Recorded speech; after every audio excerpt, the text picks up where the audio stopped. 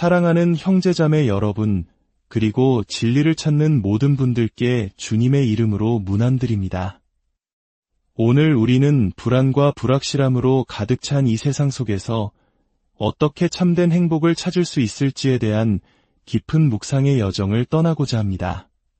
본격적인 이야기에 앞서 잠시 여러분의 마음을 구하고자 합니다.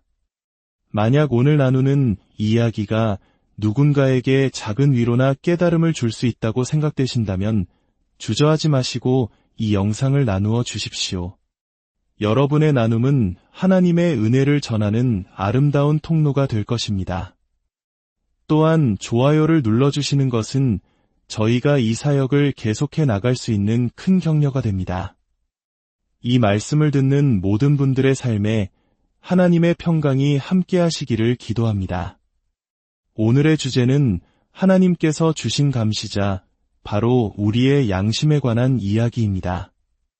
혹시 양심을 따라 행동하라는 말을 들어보신 적이 있으신가요? 하나님께서는 우리 각자에게 양심이라는 놀라운 선물을 주셨습니다. 우리가 올바른 길을 갈 때 양심은 고요히 우리를 지켜봅니다.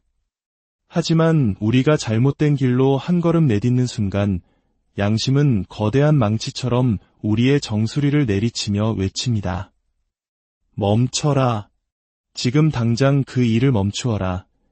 여러분의 양심은 바로 하나님께서 우리의 영혼을 지키기 위해 세워두신 충성스러운 파수꾼입니다. 양심이 경고의 목소리를 내는 바로 그 순간 우리의 육신적인 생각은 교활하게 속삭입니다.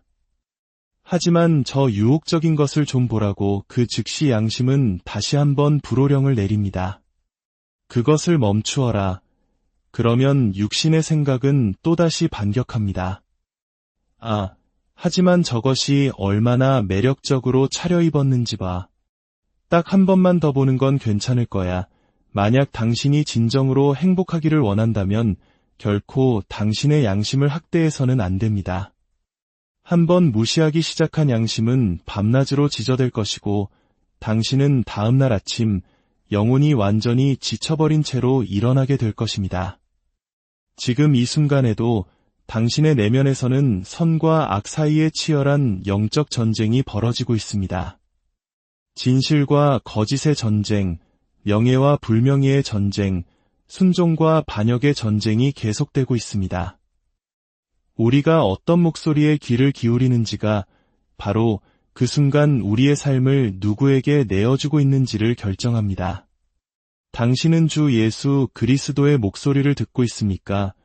아니면 어둠의 권세자의 속삭임에 귀를 기울이고 있습니까?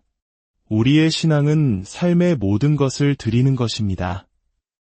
우리는 단지 규칙에 따라 경기를 하는 선수에 그쳐서는 안 됩니다. 우리는 우리의 마음과 영혼, 생각과 육신, 그 모든 것을 다해 경기에 임해야 합니다. 요한계시록에 등장하는 라오디게아 교회의 죄를 기억하십니까? 그들은 경기장을 떠나 신앙을 완전히 포기하지는 않았습니다. 그들은 여전히 경기를 하고 있었지만 그들의 마음은 절반만 걸쳐져 있었습니다. 미지근한 상태였던 것입니다. 사도 요한은 그들을 향한 하나님의 평가를 이렇게 기록했습니다. 내가 내 행위를 아노니 내가 차지도 아니하고 뜨겁지도 아니하도다. 하나님께서는 이어서 말씀하십니다. 나는 내가 차든지 뜨겁든지 하기를 원하노라. 내가 이같이 미지근하여 뜨겁지도 아니하고 차지도 아니하니 내 입에서 너를 토하여 버리리라. 이것이 바로 교회를 향한 하나님의 메시지입니다. 전능하신 하나님께서는 미지근한 노력, 마음이 반쯤 걸쳐진 헌신을 혐오하십니다. 그것은 하나님 보시기에 역겨운 것입니다. 그분은 우리를 위해 자신의 모든 것을 내어주셨습니다. 그러므로 그분은 우리 또한 우리의 모든 것을 그분께 드리기를 기대하십니다. 우리는 또한 종교적인 가면을 경계해야 합니다.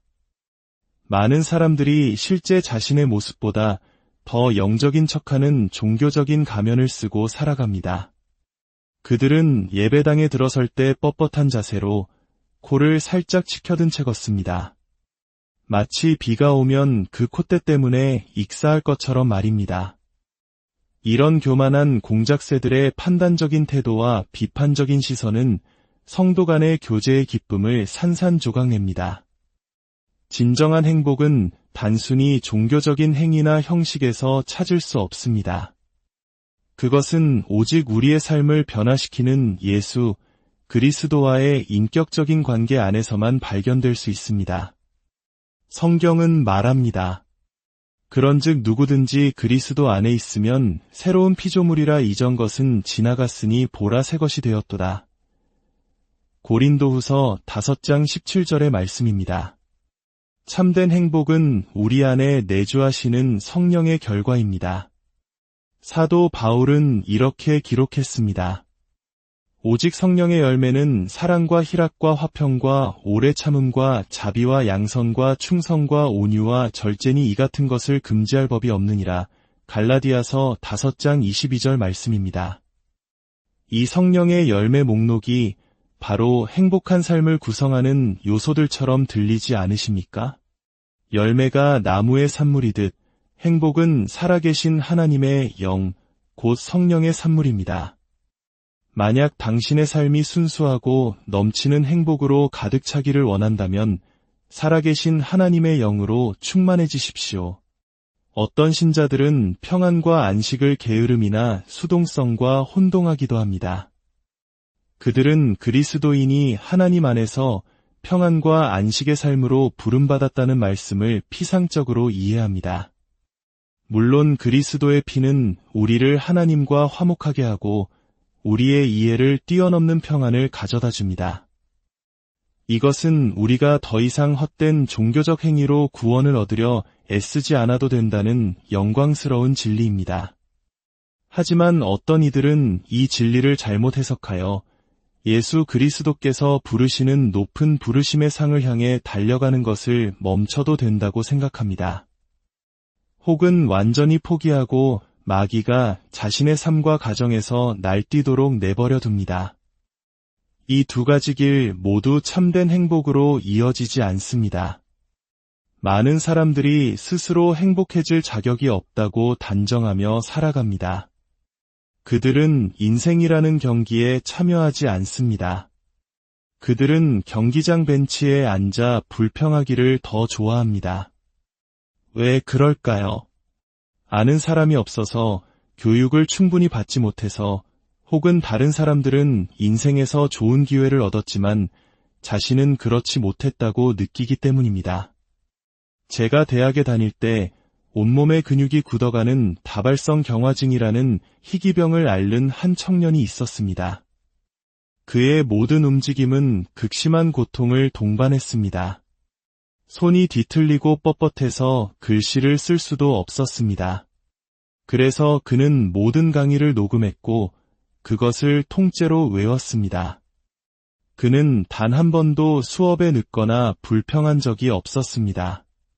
결국 그는 우등으로 졸업했고 자신처럼 장애를 가졌다고 생각하는 다른 사람들을 돕기 위해 더 높은 학위를 취득했습니다.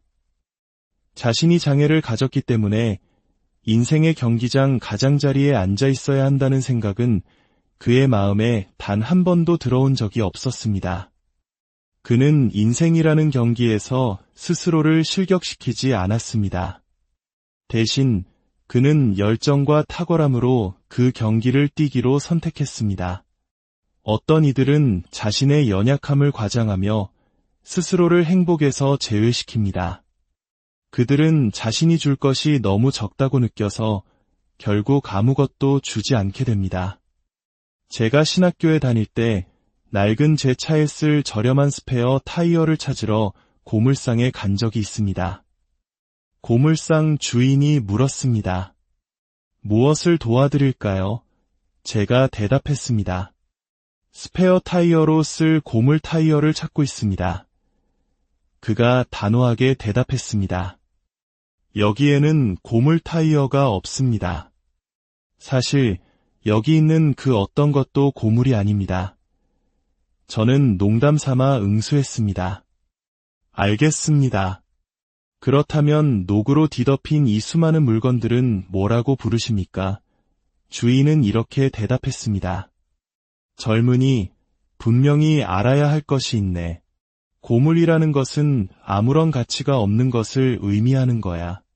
누구에게도 아무것도 기여할 수 없는 것, 완전히 줄 것이 없는 것, 그것이 바로 고물일세. 단 조금이라도 가치가 있다면 그것은 고물이 아닐세. 저는 평생 그날의 교훈을 잊지 못했습니다. 사람은 어떤 이유로든 누구에게도 무엇에도 기여하기를 거부할 때 비로소 고물이 됩니다. 인류를 축복하기 위해 당신 자신에게서 줄 것이 조금이라도 남아있는 한 당신의 행복에는 희망이 있습니다.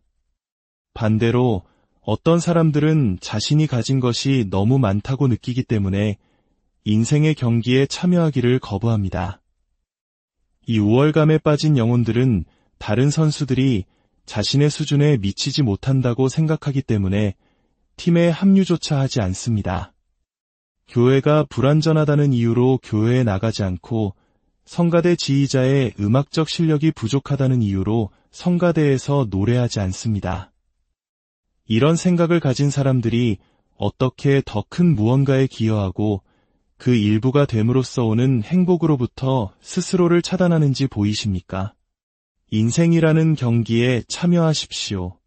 그리고 절대적인 탁월함을 목표로 경주를 완주하십시오. 사랑하는 여러분, 진정한 행복은 하나님과의 깊은 관계 속에서 우리의 모든 것을 다해 그분을 사랑하고 성령의 열매를 맺으며 우리에게 주어진 인생이라는 경기를 최선을 다해 살아갈 때 찾아오는 선물입니다. 스스로를 실격시키지 마십시오. 당신은 하나님 보시기에 결코 고물이 아닙니다. 당신은 그분의 귀한 자녀이며 세상을 축복할 수 있는 무한한 가능성을 지닌 존재입니다. 이제 우리를 사랑하시는 주님께 마음을 모아 기도합시다. 사랑과 은혜가 풍성하신 하나님 아버지, 오늘 말씀을 통해 진정한 행복의 길이 어디에 있는지 다시 한번 깨닫게 하시니 감사합니다. 세상의 헛된 것에서 만족을 찾으려 했던 저희의 어리석음을 용서하여 주시고 오직 주님과의 살아있는 관계 안에서만 참된 기쁨과 평안을 누릴 수 있음을 믿습니다. 미지근했던 우리의 신앙을 회개하오니 성령의 불로 뜨겁게 하여 주시옵소서. 우리 안에 있는 양심의 소리에 민감하게 하시고 어떤 상황 속에서도 인생의 경기를 포기하지 않는 용기와 지혜를 더하여 주시옵소서.